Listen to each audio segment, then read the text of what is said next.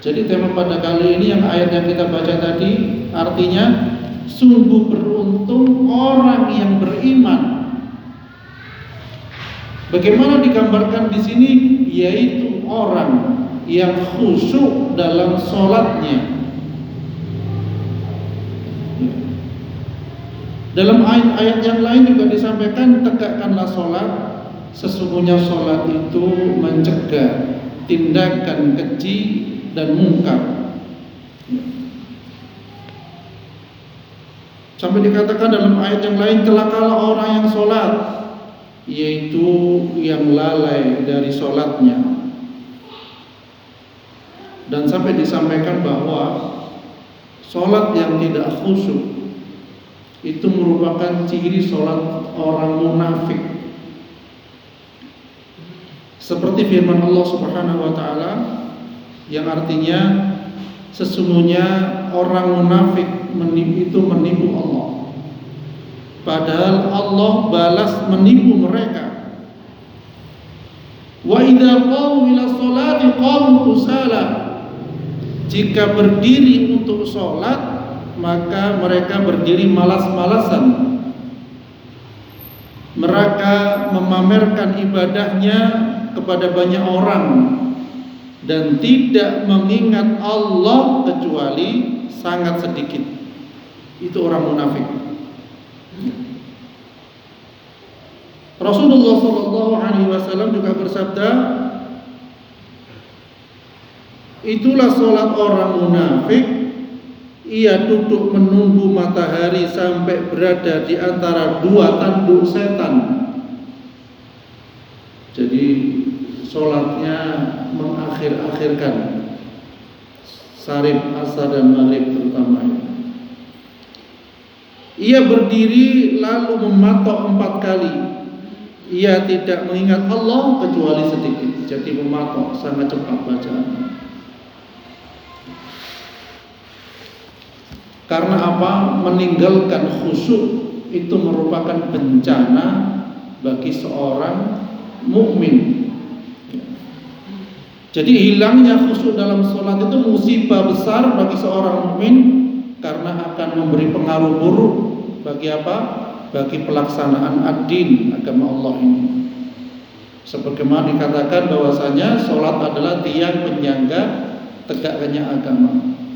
Rasulullah SAW berlindung kepada Allah dari apa? Yaitu, ya Allah, aku berlindung kepadamu dari ilmu yang tidak bermanfaat, hati yang tidak khusyuk, jiwa yang tidak puas, mata yang tidak menangis, dan doa yang tidak dikabulkan. Dan khusyuk ini merupakan puncak mujahadah, kesungguhan seorang mukmin. Ayat-ayat tentang khusyuk tadi kita baca, dan ada juga, jadikanlah sabar dan sholat sebagai penolongmu. Sesungguhnya yang demikian itu sungguh berat, kecuali bagi orang yang khusyuk, yaitu orang yang meyakini bahwa mereka akan menemui Tuhannya dan mereka akan kembali kepadanya. Dikatakan dalam ayat yang lain juga, sungguhnya beruntung orang yang beriman. Digandengkan yang beriman yang bagaimana? Yaitu orang yang khusyuk dalam sholatnya. Seperti dikatakan tadi, sholat dan sabar. Ya. Jadikanlah sabar dan sholat sebagai penolongmu. Penolong dari apa? Dari masalah-masalah dunia yang kita hadapi.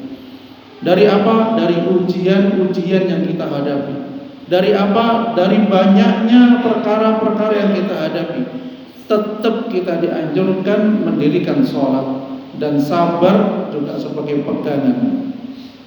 Sampai kapan sabar itu? Sampai kita yang wafat. Sabar itu tidak ada batasnya. Ya, karena Allah Subhanahu wa taala memberikan pahala tanpa batas bagi siapa? Bagi orang yang sabar. Jadi sabar tidak dibatasi. Bapak Ibu sekalian yang dirahmati Allah, ini masih perkara khusyuk. Tadi sebelum saya berangkat saya dengar kisah-kisah tentang seseorang yang melalaikan sholat, meninggalkan sholat.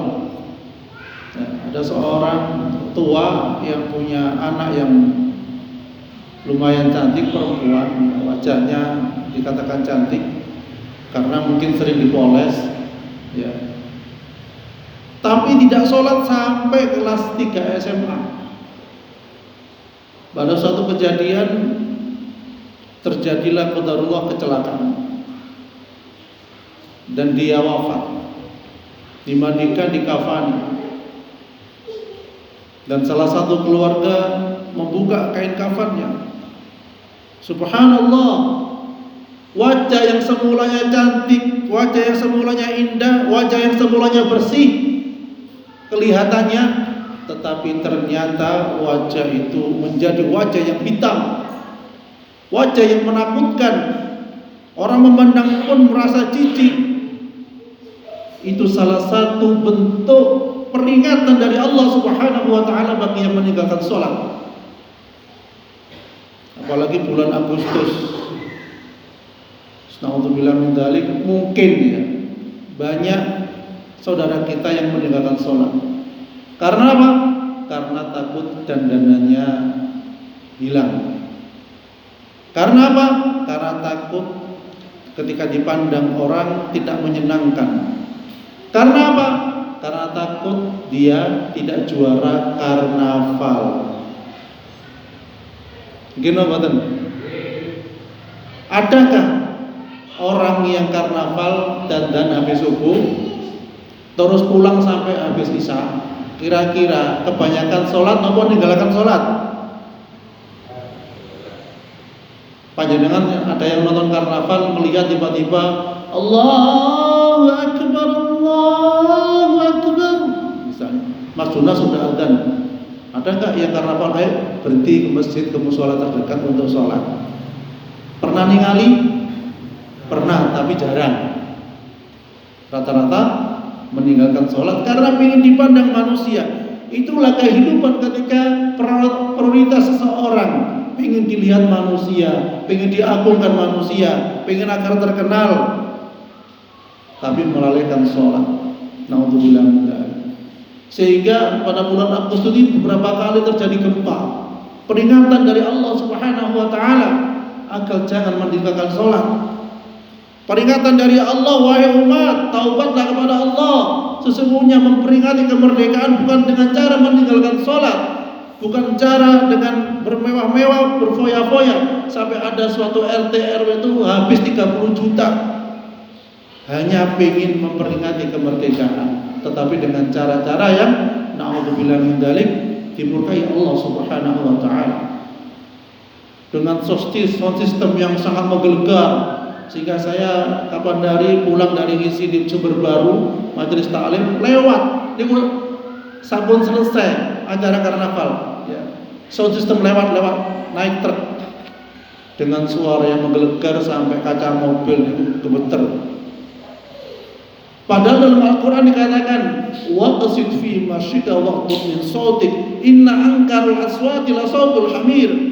Sederhanalah kamu dalam berjalan dan lunakkanlah suaramu, karena seburu-buru suara itu adalah suara keledai. Loh, berarti yang naik sepeda motor breng lah itu termasuk tidak sederhana dalam berjalan, tidak sederhana dalam memberikan suara. Oleh karena itu ini peringatan bagi orang tua untuk mengingatkan anaknya, walaupun itu kreasi, walaupun itu inovasi, tetapi ingat semua ada batasnya. Kenapa dibatasi? Agar tidak merugikan diri sendiri dan juga tidak merugikan orang lain. Itulah salah satu dampak meninggalkan, melalaikan sholat. Banyak orang tua kadang lupa, kalau tenggerikin insyaallah mboten, di luar sana ketika anaknya masih kecil, tasik alit, tasik bayi, ya. Itu sebaiknya diserukan untuk sholat. Ayo nak sholat bareng-bareng, ayo. Walaupun dengan suara, itu insya Allah terekam dalam otak bawah sadar si anak. Ketika anak sudah mulai berjalan, ayo ke masjid nak. Walaupun di dalam masjid main-main, lari-lari, mboten napa-napa. Dan ketika sudah anak mulai bisa gerakan-gerakan, ayo ke masjid, terus diajak ke masjid, terus diajak ke masjid. Sampai kapanpun, sampai dia menikah, sampai dia punya anak lagi, kita ajak ke masjid. Karena apa? Dalam rangka mengingatkan dia, dalam rangka seorang tua itu berusaha, anfusakum wa ahlikum naro, jagalah dirimu dan keluargamu dari api neraka. Salah satunya dengan cara menjalankan sholat. Nun sewu, kadang seseorang itu menganggap anak itu selalu kecil. Baru lahir, anak saya masih kecil, tidak usah disuruh sholat. Baru berjalan, anak saya masih kecil, tidak usah disuruh sholat. Kelas TK, anak saya masih kecil, tidak usah disuruh sholat. Masih SD, anak saya masih SD, tidak usah disuruh sholat. Sudah SMP, anak saya masih kecil. Masih SMA, masih kecil. Seringkali hal seperti ini terlalaikan sehingga anak dikira kecil terus, padahal dia sudah balik. Akhirnya ketika sudah dewasa untuk menyuruh sholat berat, karena selalu menganggap anak itu kecil terus. Saya pernah perhatikan gitu, kalau diajak sholat terus biar masih kecil, selalu seperti itu. Dan mohon maaf, kadang sebagian takmir masjid atau pengurus masjid itu melarang anak kecil untuk ke masjid karena dia banyak berburu berlarian. Justru ini salah satu tempat yang baik untuk anak-anak. Ketika anak-anak dibentak di masjid, ketika anak-anak dilerai di masjid, ketika anak-anak tidak dikasih fasilitas di masjid, akhirnya yang terjadi apa? Dia akan bermain di luar masjid, yang di mana di sana mungkin diajak ini dan itu yang kita tidak tahu. Jadikan masjid sebagai basis dari umat Islam untuk pendidikan, untuk jamaah sholat lima waktu, ya, untuk mengaji dan lain sebagainya, walaupun mereka legal. Ini adalah gambaran bahwa pendidikan itu penting, karena kita mendidik seorang anak, di sisi lain pendidik, di sisi lain dia juga punya insting untuk bermain. Dan walaupun dia bermain, sebenarnya otak bawah sadarnya bisa kita arahkan. Dengan cara apa? Misalnya dia main-main di rumah, bisa kita sering ceramah, kita putar ceramah-ceramah agama. Ketika dia di rumah main-main, kita sering putarkan dengan ayat-ayat Al-Quran. Apakah terbukti dia bisa hafal juz 30, juz 29, juz berapa lagi? Juz 32, tidak ada ya. Juz 28, juz 27, kok bisa? Insya Allah bisa. Dan itu sudah kita buktikan. Nun sewu di rumah panjenengan misalnya diputarkan musik saja, kira-kira hafal apa lama-lama anaknya? Lama-lama hafal. Jadi begitu. Jadi kenapa kadang kita HP itu ada 2, ada 3 di rumah. Walaupun biasa normal kita putar. Ini HP yang satu ini biasa kita putar ceramah-ceramah. Kita tinggal, kita pakai audio sambil masak ya, di rumah sambil masak, sambil berkebun, kita putar ceramah. Supaya apa? Waktunya umat Islam, waktunya kita nggak rugi. Ya, akan sangat menggembirakan sekali, akan sangat bermanfaat sekali ketika seorang ibu sedang memasak, sedang menggoreng tempe sambil mendengarkan amma yatasaalun 'anin naba'il 'azim alladzi hum fihi mukhtalifun. Sambil goreng-goreng, sambil ngiris-ngiris, Masya Allah apa yang terjadi. Makanan itu juga ikut terruqyah, hati itu juga ikut terruqyah, pikiran itu juga ikut terruqyah, dan rumah itu juga akan ikut terruqyah. Dan insya Allah malaikat akan berkeliling di situ mendoakan kita sekalian. Dan itu perkara sepele, tapi insya Allah pahalanya bisa 10 ya, dan bisa lebih. Nah, ini gambaran. Ya, kita memanfaatkan waktu kita untuk mendidik anak, dari sholat bisa merembet kemana-mana, gitu. Jadi seperti itu. Ada juga kisah lagi, ada seorang pemuda yang meninggal. Waktu itu terjadi entah pembunuhan atau apa, gitu. Jadi dia meninggal dikuburkan di daerah Timur Tengah sana. Umurnya kurang lebih 30 tahun. Kemudian setelah dikuburkan, karena ada kejadian entah matinya pembunuhan atau apa, sehingga mau dilakukan otopsi, ya, mau dicek kembali, mau dibawa ke rumah sakit. Baru 3 jam dikuburkan, ternyata Amarjad digali. Dan ketika digali, wajah yang semulanya muda, rambut yang semulanya hitam, dan badan yang semulanya kekar, ternyata sudah rambutnya beruban putih hampir semuanya, matanya terbelalak, dan dalam mulutnya mengeluarkan darah, habis kayak semacam dipukul dan perot. Na'udzubillah min dzalik. Ketika ditanya kenapa ini terjadi, karena dia meninggalkan sholat. Itu salah satunya. Dan ada kejadian lagi, ya. Seorang pemuda, ya, yang wafat, laki-laki, ya. Kemudian yang mandikan jenazah merasa heran, kok aneh, ini siapa bapaknya? Tidak ada yang ngaku siapa bapaknya. Akhirnya dia ngaku, bapaknya terlantar anakku ini. Loh, kenapa kau katakan begitu? Karena dia tidak sholat. Disuruh sholat tidak mau, diajak ke masjid tidak mau. Mungkin ngajaknya sudah dewasa, sudah SMP atau SMA, yang sudah kena HP, kena ini dan sebagainya. Ya, mau tidak mau akhirnya dia dikuburkan. Yang ke liang lahat itu saudaranya, masuk ke dalam liang lahat. Dan ketika tubuhnya itu dihadapkan ke kiblat, dibuka kocoknya, kayak ada yang bergerak. Dan ternyata bergeraknya itu bukan bergerak kemana, menghadap membelakangi kiblat, seakan-akan kepala itu berputar kurang lebih 180 derajat, putar balik. Ini teguran dari apa? Dari dia yang tidak pernah menghadapkan wajahnya ke kiblat untuk sholat menghadap Allah Subhanahu wa ta'ala.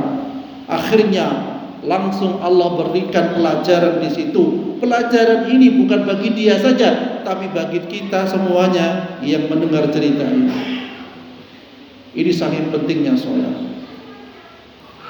Bapak Ibu sekalian yang dirahmati Allah, seringkali mungkin terjadi di luar sana, banyak sekali yang meremehkan sholat. Ketika azan berkumandang Allahu Akbar, Allahu Akbar, kadang yang ada tamu berasal-asal masih ada tamu, nanti ditunda sholatnya. Ada waktu lagi Allahu Akbar, Allahu Akbar,